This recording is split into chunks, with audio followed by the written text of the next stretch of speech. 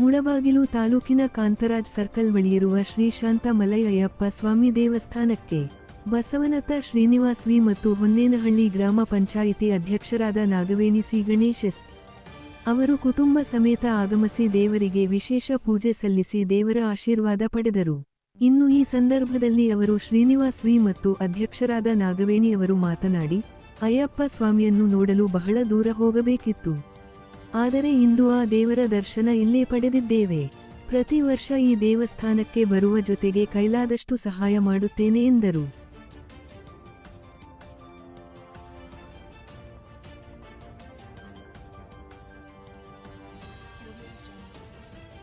ಈ ದೇವಸ್ಥಾನ ನಾನು ಮುಳಬಾಗಿಲು ಕೂರ್ಮಂಕ ಗಣಪತಿ ಸೇವೆಗೆ ಹೋಗ್ತಾ ಇದ್ದೆ.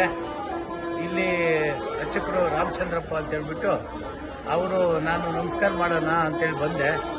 ಅವರು ನಮ್ಗೆ ಪರಿಚಯ ಆದರು. ಮೇಡಮ್ನವರು ಮೊದಲೇ ನಮ್ಗೆ ಪರಿಚಯ ಇತ್ತು. ಅವರು ಅಸಿಸ್ಟೆಂಟ್ ಕಮಿಷನರ್ ಆಗಿದ್ದಾಗೆ ಪರಿಚಯ ಇತ್ತು. ನಾನು ಇದರಿಂದ ಈ ಸೇವೆ ಮಾಡೋಕ್ಕೆ ರಾಮಚಂದ್ರಪ್ಪ ಅವ್ರು ನಮ್ಮ ಮನೆಗೆ ಬಂದರು. ಏನೋ ನಮ್ಮ ಪುಟ್ಟ ಕಾಣಿಕೆ ಕೊಟ್ಟಿವಿ, ಆಮೇಲೆ ಬರಲೇಬೇಕು ಸ್ವಾಮಿ ಅಂತ ಹೇಳಿದ್ರು. ಅದು ಬಂದು ಶಬರಿಮಲದಲ್ಲಿ ನಾವು ಇಷ್ಟೊಂದು ಆನ ಹೋಗಿ ಅಪ್ಪನ ಸೇವೆ ಮಾಡೋಕ್ಕಲ್ಲ, ಇಲ್ಲಿ ನಮಗೆ ಆನ ಹೋಗಿ ನಾವು ಸೇವೆ ಮಾಡಿದ್ವಿ. ನಾವೇ ಒಂಥರ ಧನ್ಯರು. ಆದ್ದರಿಂದ ನಮ್ಮ ಕುಟುಂಬ ನಾವು ಎಲ್ಲ ಬಂದು ಅಯ್ಯಪ್ಪನ ಸೇವೆಗೆ ಪಾತ್ರರಾಗಿದ್ದೇವೆ. ಈ ವರ್ಷ ಇನ್ನು ಬರಬೇಕು ಅಂತ ತೀರ್ಮಾನ ಹಾಕಿದ್ವಿ. ಮಾತಾಡ್ಬಿಡಿ. ಸೇವೆಗೋಸ್ಕರ ಬಂದಿದ್ದು.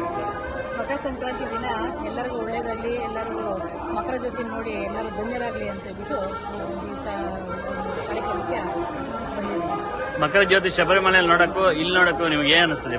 ಮಕರ ಜ್ಯೋತಿ ಅಷ್ಟು ದೂರ ಹೋಗಿ ಅಷ್ಟು ಜನದಲ್ಲಿ ಅಷ್ಟು ಇದರಿಂದ ನೋಡೋದಕ್ಕಿಂತ ಇಲ್ಲಿ ನೋಡಿ ಸಂಜೆ ಟೈಮಲ್ಲಿ ಫ್ರೀಯಾಗಿ ಬಂದು ಅಪ್ಪನ ದರ್ಶನ ಮಾಡಿದ್ದಕ್ಕೆ ತುಂಬ ನಾವೇ ಧನ್ಯರು ಅಂತ ಹೇಳ್ತಾ ಇದ್ವಿ.